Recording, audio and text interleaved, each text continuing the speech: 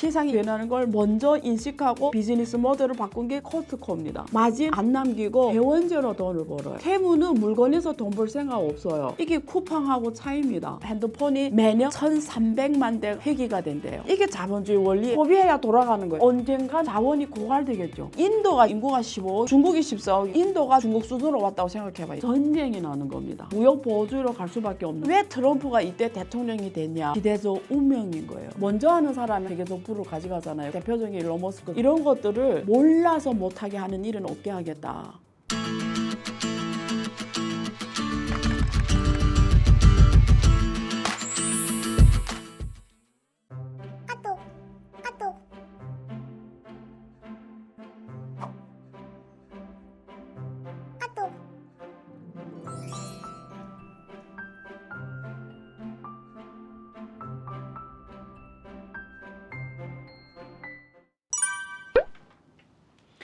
안녕하세요. 안경토 회원 여러분.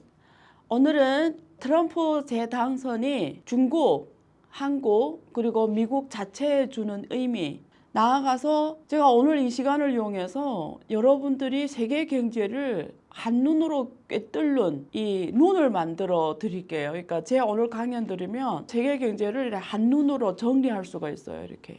나무를 놓고 말하면 뿌리부터 줄기를 보여주겠다는 거고, 이 큰 줄기를 알면 가지는 스스로 다 알게 됩니다.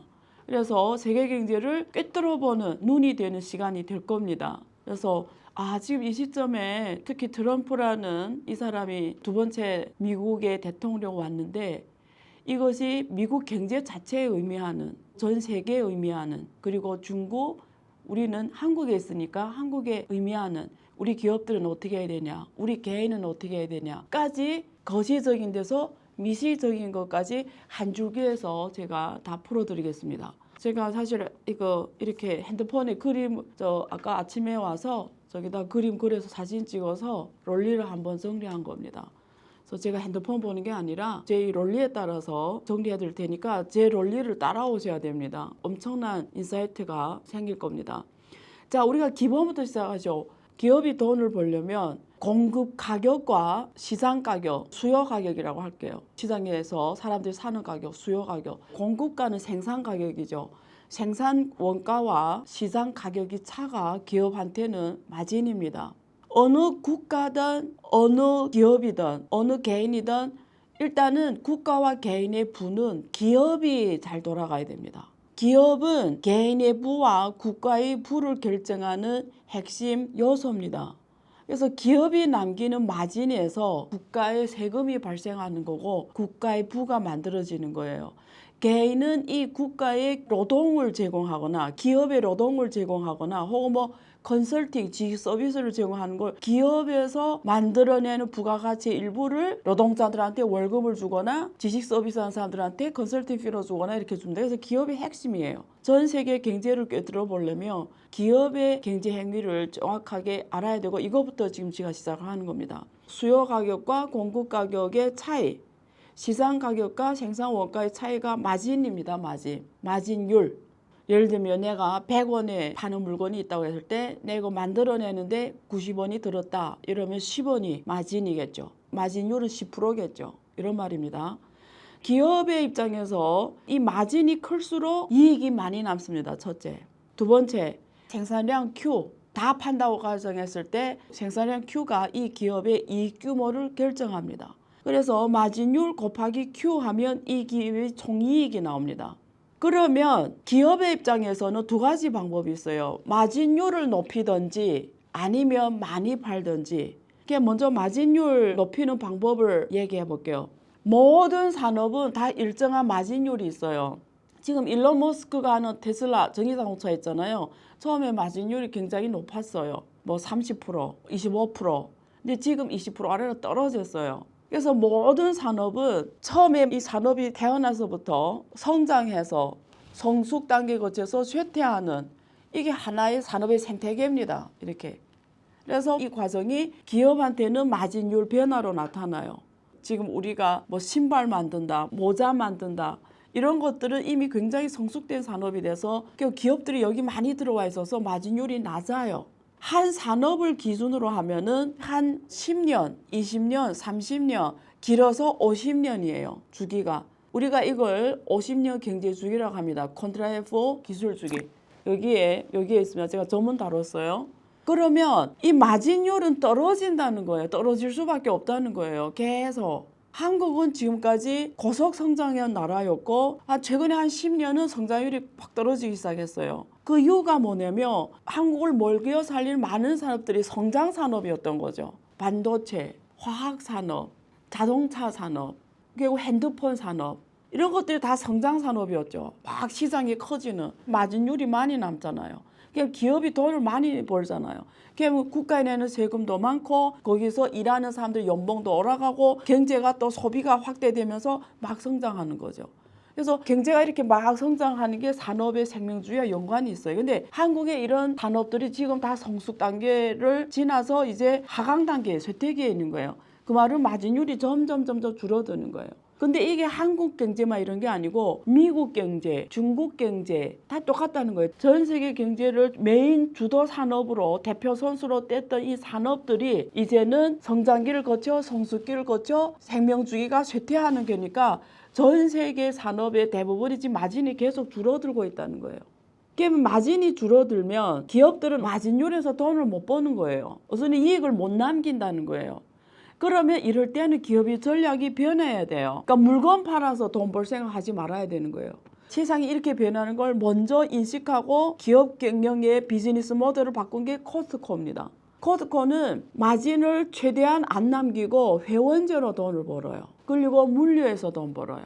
그래서 물건 팔아 돈 벌 생각 안 해요. 그러니까 지금 이런 세상에서 아직도 물건 팔아서 돈 벌 생각하면은 이 기업의 이익은 점점 줄어서 나중에 중국말로 하면 스호통, 한국말로 하면 이런 골목에 도다른 거죠. 그래서 더 나아갈 데 없다는 거죠. 망한다는 거예요. 그래서 지금은 물건을 팔아서 돈 벌 생각하면 안 되는 거예요. 이걸 잘 따라한 게 중국 기업들이에요. 핀도더, 한국에서는 테무라고 알려주죠. 테무는 물건에서 돈 벌 생각 없어요. 물건은 최대한 원가로 주려고 해요. 이게 쿠팡하고 차이입니다. 쿠팡은 물건에서 마진을 아직도 남기는 전통 비즈니스 생각이에요. 근데 테무는 물건에서 안 남기고 데이터 플랫폼이고 자본시장에서 돈을 버는 거예요. 데이터로. 미래는 데이터 경제잖아요. 데이터 플랫폼으로 돈을 벌려고 하고. 그래서 지금 쿠팡이 이제서 회원제를 하는 거죠. 코스트코를 따라가는 거죠. 회원제에서 뭐 배달도 무료로 해주고 뭐 얼마 이상 구매하면 뭐 이런 거 하는 거죠. 그리고 배달의 민족도 회원제를 하는 거죠. 많은 기업들이 이제서 이걸 캐치를 하고 다 회원제로 넘어가는 거예요. 회원으로 돌리는 시대가 된 거죠. 왜? 마진으로 돈을 못 남기니까. 회원으로 돌려버리면 비즈니스 구조가 변합니다. 회원비로 불고 두 번째 광고비로 불고 회원이 1억이다. 이러면 그 광고비가 얼마겠어요? 한 명당 1원이라고 해도 1억 원이잖아요. 한국 돈으로 한 명당 뭐 100원이면 100억입니다. 이렇게 하는 게 비즈니스의 주요 메인 트렌드가 된 거예요. 한국 전통 기업들이 지금 이 변화를 캐치를 못하니까 아직도 그 마진에서 남기려니까 지금 전통 중소기업들이 점점 해가 갈수록 점점 살기 힘들어지는 거예요. 기계는 똑같이 계속 돌아가고 내 하던 사업을 계속 하는데 똑같이 해왔는데 왜 지금 이렇게 돈 못 벌까? 그래서 제가 이런 시대에서 그런가 이런 대응 방안 알려주려고 제가 지금 A랩이라는 걸 합니다. A랩 교육과정이 있어요. 그러니까 이런 시대적 상황에 따라 기업들이 그 맞는 비즈니스 모델을 갖고 가고 거기에서 어떤 성공 전략을 어떻게 해야 되냐가 제가 지금 하고자 하는 A랩입니다. 그러니까 기업들의 입장에서는 이제 시대가 이렇다는 걸 알고 두 가지 방법밖에 없어요. 비즈니스 모델을 변화시키든지 아니면 산업을 바꿔야 돼요. 사람이 자기 운명을 가장 빨리 바꾸는 방법이 두 가지 방법이 있어요. 종사하는 산업을 바꾸든지 아니면 사는 곳을 바꾸든지. 내가 100만 부자가 되겠다면 100만 부자를 만들어낼 수 있는 도시를 가야죠. 저 농촌에서 살면서 여러분 100만 부자 될 꿈을 꾸면 안 되는 거예요. 뉴욕에 전 세계 100만 부자 가장 많습니다. 한국에는 서울이고요. 한국은 세계 순위가 서울이 17위 정도 돼요. 100만 부자가 가장 많은 동네가 미국이고 미국의 세계 도시입니다. 그중에 뉴욕이고 그리고 실리콘밸리고 LA 이런 도시가 살든지 중국은 북경 상해 이런 데고 호주 시드니 뭐 이런 그러니까 도시를 바꾸든지 산업을 바꾸든지 기업들은 산업을 바꿔서 마진이 많은 산업을 해야 되겠죠. 그게 성장 산업이라 해요. 그래서 지금 전기자동차가 성장 산업에 있는 앞으로 시장이 클 일만 남은 근데 삼성전자 주로 하는 이런 스마트폰은 살 사람이 다 산 이제는 성장이 마진율이 한계가 있는 이런 산업이라는 거죠. 자, 그러면 마진은 공간이 한정되면 이제 기업의 입장에서는 뭘 해야죠? 판매량을 최대한 올려야 되는 거, 많이 팔아야 되는 거예요. 근데 생각해봐요. 많이 판다라는 건 거기서 입장에서 보면 의식 주행이에요. 먹고 입고 거주하고 움직이는 게 우리가 소비잖아요. 스마트폰이다 이러면 나 이미 스마트폰이 있어요. 사실 이게 계속 써도 돼요. 안 바꿔도 돼요. 근데 한번 폰 사고 모든 사람이 안 바꾼다고 생각하면 전 세계 삼성전자, 화웨이, 샤오미, 뭐 오퍼 이런 기업들이 성장을 어떻게 해요? 기업이 성장해야 직원들을 먹여 살리고 기업이라는 건 성장해야 되는 거잖아요. 근데 한번 팔고 재구매가 일어나지 않아 사람들 다시는 안 사 이러면 그 기업은 망하겠죠. 그러니까 기업들 입장에서는 마진 공간은 한계가 있기 때문에 무조건 Q 엄청 팔아야 돼. 많이 만들어서 엄청 판매량 Q를 높여줘야 이익을 많이 남기는데 사람들이 한번 사고 안 사면은 기업이랑은 성장이 없는 거예요.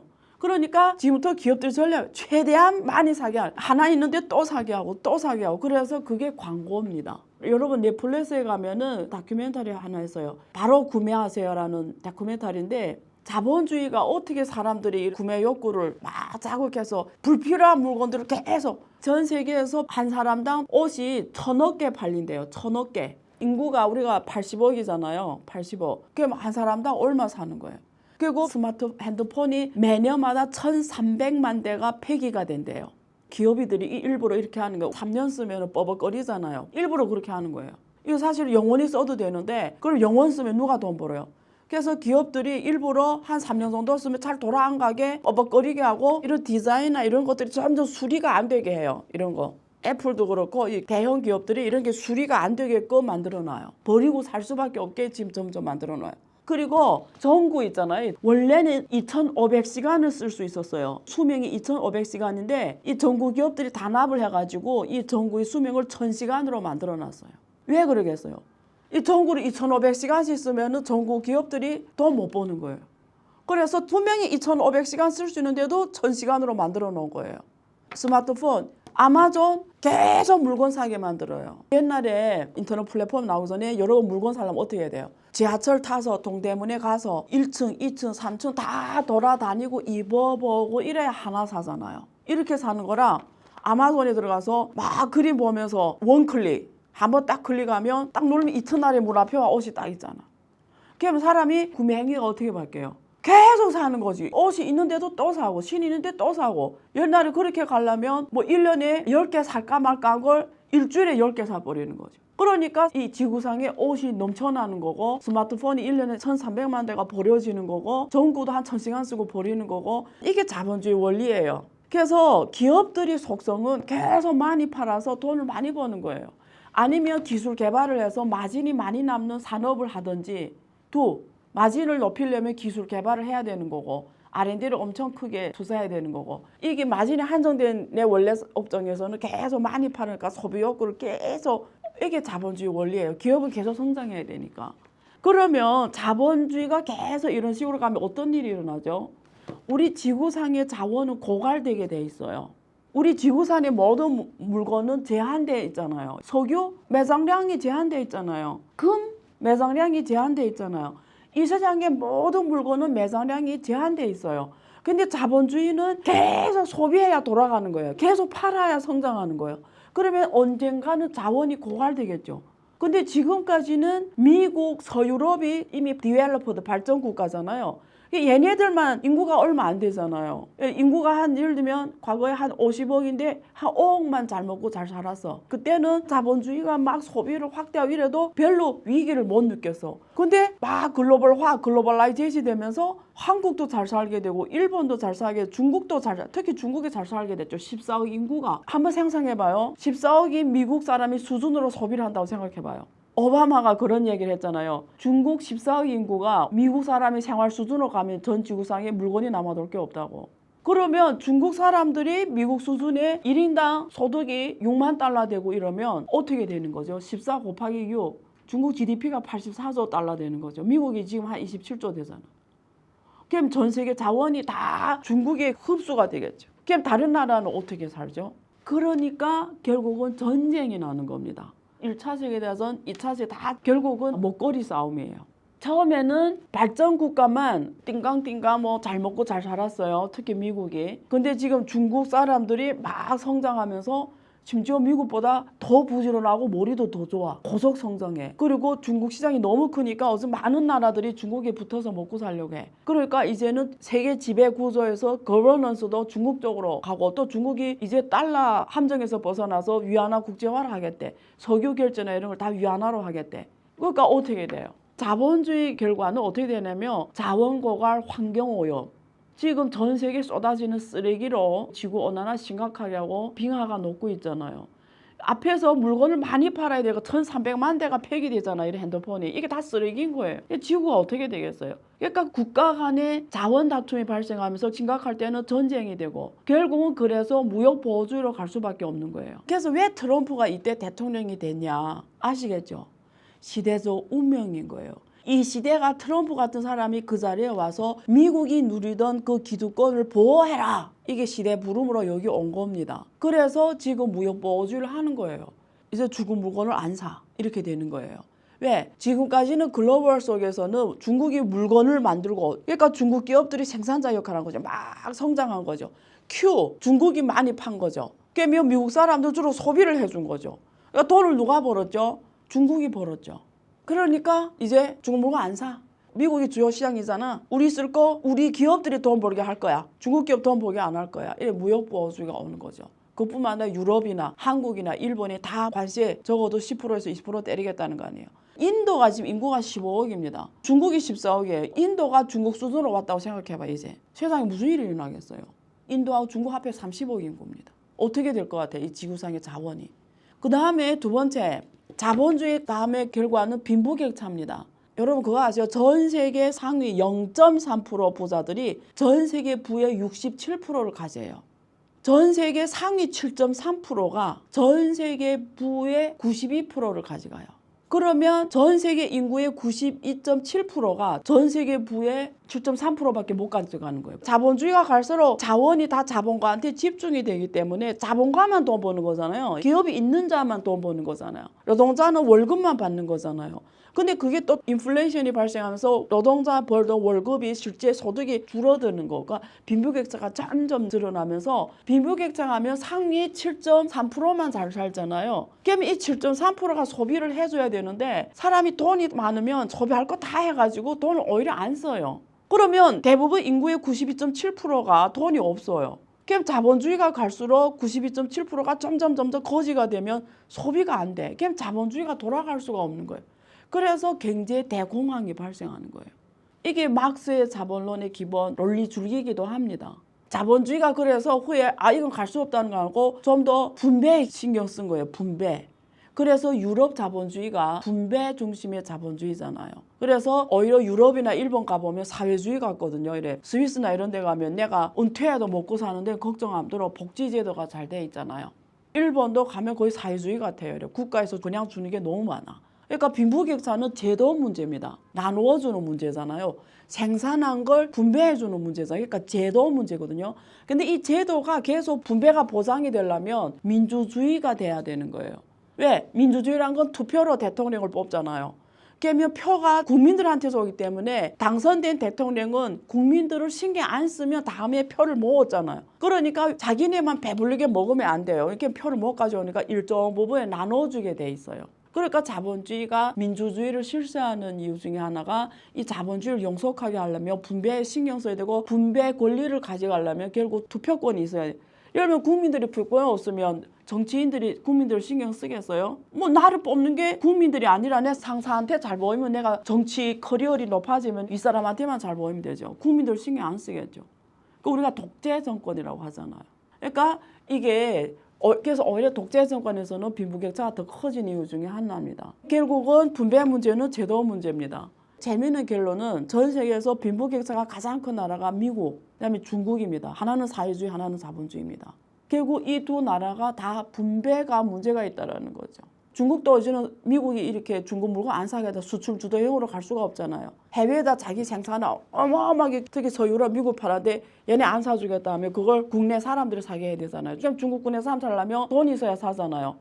옛날에 중국에서 생산한 생산량이 어느 정도였냐면 식당 테이블 3개 차린 거죠. 해외 사람들이 먹게 하는 테이블, 국내 사람들이 먹는 테이블, 이머징, 덜 성장한 국가들 이 테이블이 3개였죠. 하나는 발달된 국가, 미국, 서유럽. 하나는 이제 막 저 아프리카나 동남아나 오는 국가 테이블, 얘네 그다음에 자체 먹는 이 3개 테이블을 차렸는데 발달한 애들은 안 사겠대.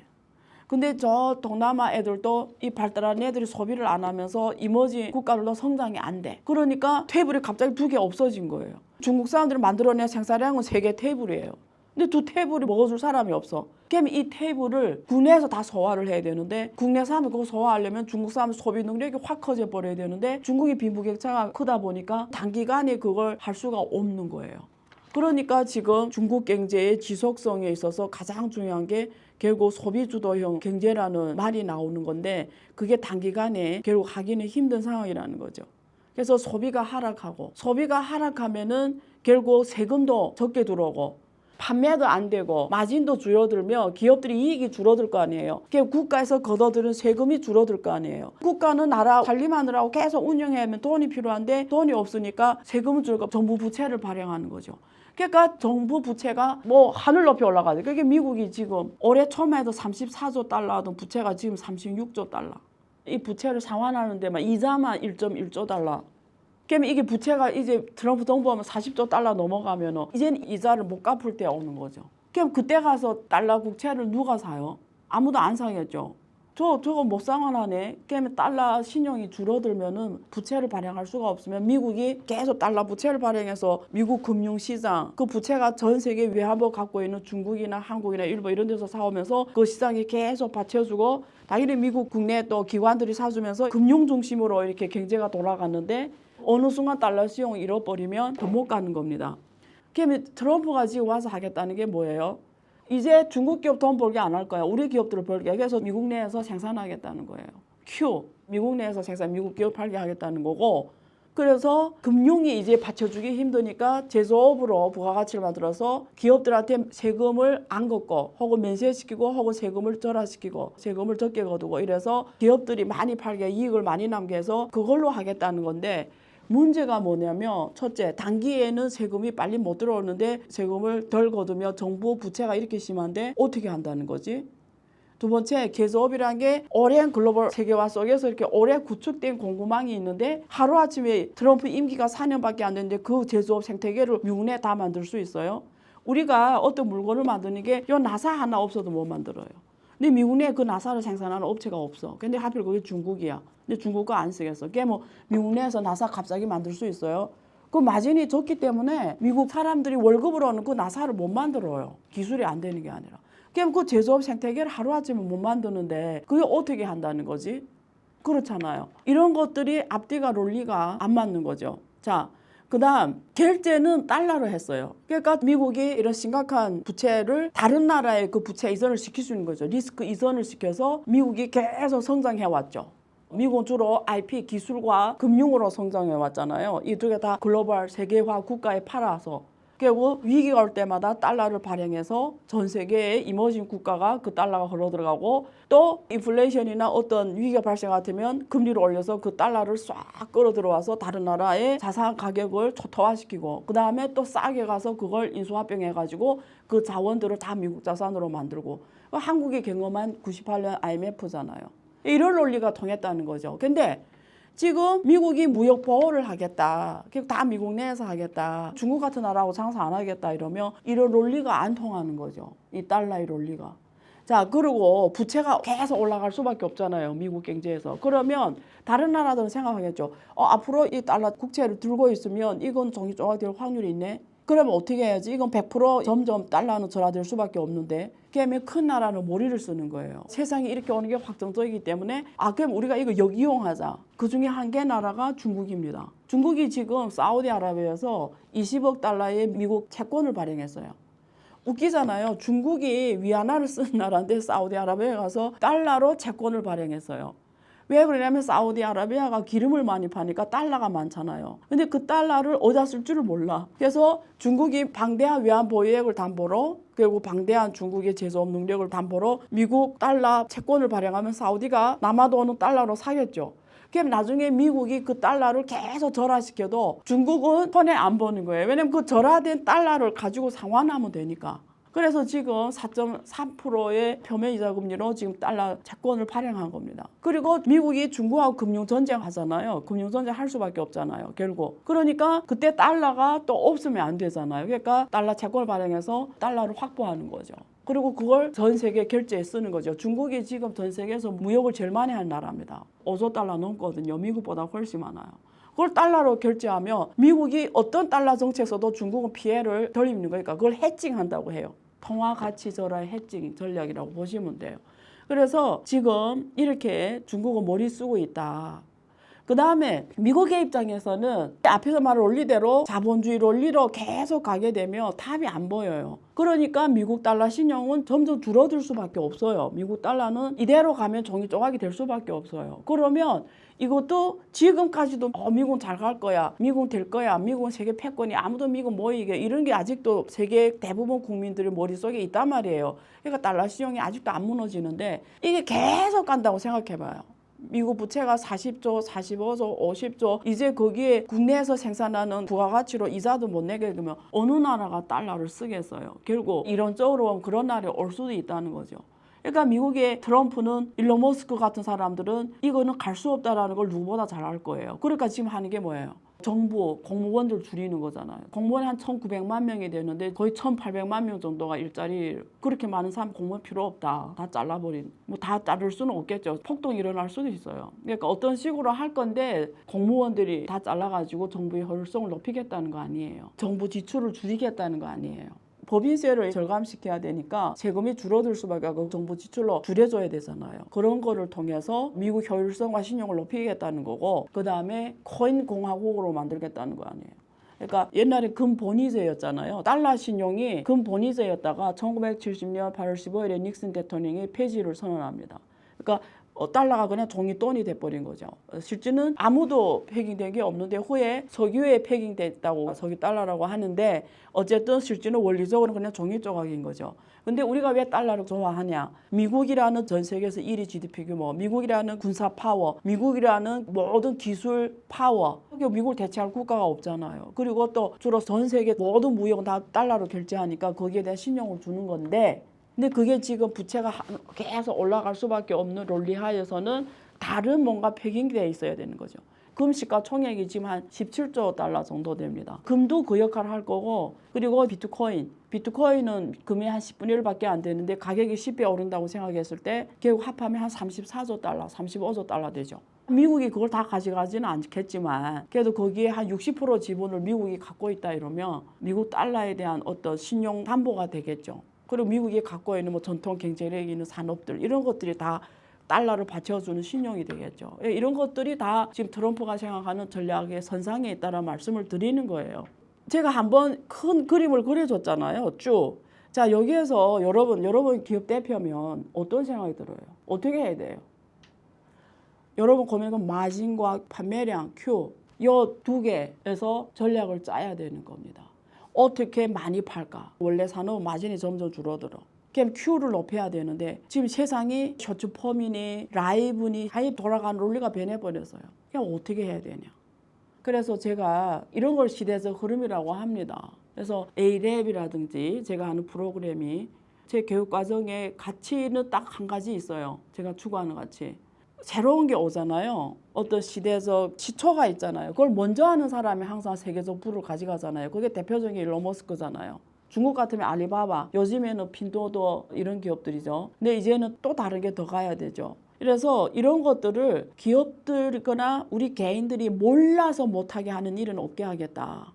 그러니까 그 개념을 들은 사람과 안 들은 사람은 기업을 이끌어가거나 내 커리어를 만들어가면서 하늘과 땅 차이입니다. 아 그때 내 그걸 알았으면 그렇게 했을 걸. 아 내 그때는 왜 그걸 몰랐을까. 이런 일이 없게 하겠다라는 게 안유아 교수님과 함께하는 학습 지도 그 5 프로그램들의 취지입니다. 제가 지금 A랩이라는 교육 과정을 런칭한 이유 중에 하나가 3개월, 6개월, 1년 과정인데 제가 손에 손잡고 기업들이 손잡고 이런 시대적 이 운명을 뚫고 나갈 수 있게 하기 위해서 부담스럽지만 용기를 내서 한번 시대에 수영을 해보자. 이 시대적 흐름, 시대의 바닷속에서 수영을 하자. 이런 생각으로 준비를 한 겁니다. 이런 시대의 큰 혼란과 복잡 속에서 빠져 죽을 수도 있어요. 뭐가 뭔지 지금 너무 세계가 혼란스럽잖아요. 막 전쟁이 터지고. 근데 그 본질을 알고 남들이 빠져서 허우적거릴 때 우리는 수용해서 아름다운 어떤 대륙에 상륙할 수 있도록 하는 게 제가 하는 교육 프로그램의 취지이자 또 제가 그렇게 노력하고 있고 늘 시대 앞에서 가려고 노력합니다. 그래서 오늘 제가 하는 방송이 여러분들한테 도움이 됐으면 좋겠고요. 제가 하는 프로그램들에 관심을 갖고 여러분들이 상황에 맞는 교육과정을 많이 들어주시면 좋겠습니다. 네, 구독과 좋아요를 꼭 눌러주세요. 감사합니다.